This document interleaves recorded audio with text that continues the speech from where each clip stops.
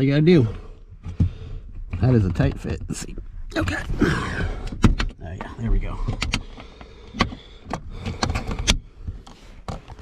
So you just need a number 10 Torx bit.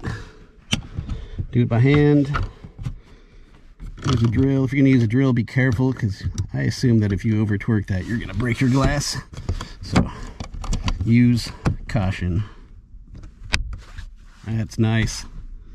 All right.